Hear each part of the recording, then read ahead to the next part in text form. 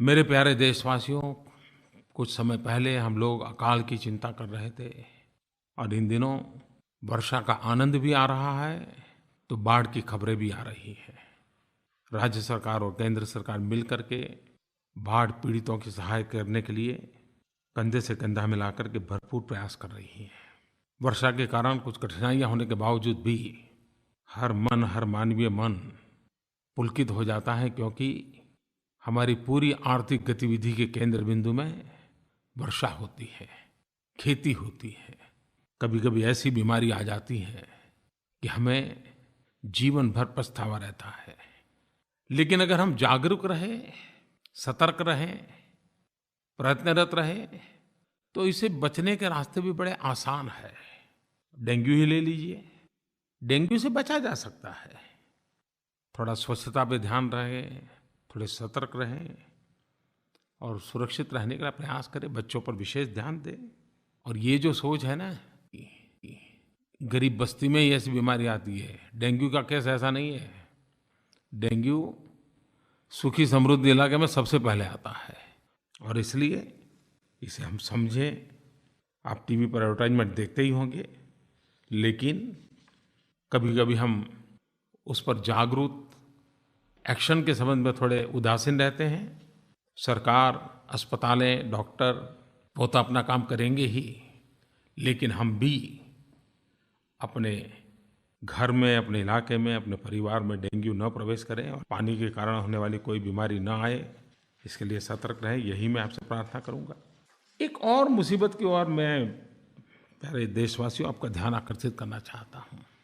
जिंदगी इतनी आपाधापी वाली बन गई है, इतनी दौड़ धूप वाली बन गई है कि कभी-कभी हमें अपने लिए सोचने का समय नहीं होता है। बीमार हो गए तो मन करता है जल्दी से ठीक हो जाऊं, और इसलिए कोई भी एंटीबायोटिक लेकर के डाल देते हैं शरीर में। तत्काल तो बीमारी से मुक्ति मिल जाती है, लेकिन मेरे प्यारे देशवासियों, ये रास्ते चलते फिरते एंटीबायोटिक लेने की आदतें बहुत गंभीर संकट पैदा कर सकती है। हो सकता है आपको तो कुछ पल के लिए राहत मिल जाए, लेकिन डॉक्टरों की सलाह के बिना हम एंटीबायोटिक लेना बंद करें। डॉक्टर जब तक लिख करके नहीं देते हैं, हम उससे बचें।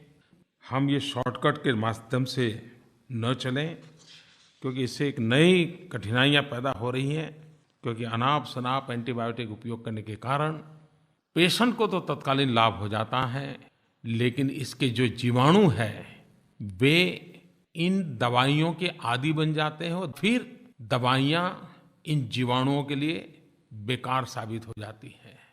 और फिर इस लड़ाई को लड़ना, नई दवाइयाँ बनाना, वैज्ञानिक शोध करना, सालों बीत जाते हैं और तब तक ये बीमारियाँ नई मुसीबतें पैदा कर देती हैं। और इसलिए इस पर जागरूक रहने की ज़रूरत है।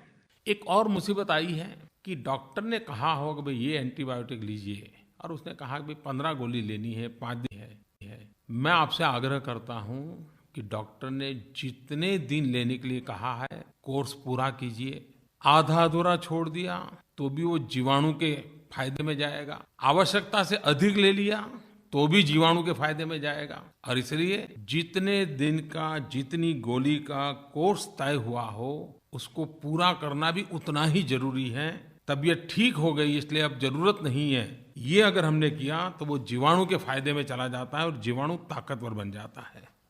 जो जीवाणु टीबी और मलेरिया फैलाते हैं, वो तेज गति से अपने अंदर ऐसे बदलाव ला रहे हैं कि दवाइयों का कोई असर ही नहीं होता है।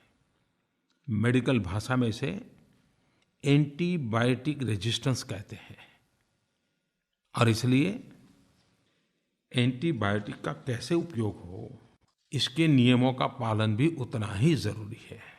सरकार एंटीबायोटिक रेजिस्टेंस को रोकने के लिए प्रतिबद्ध है।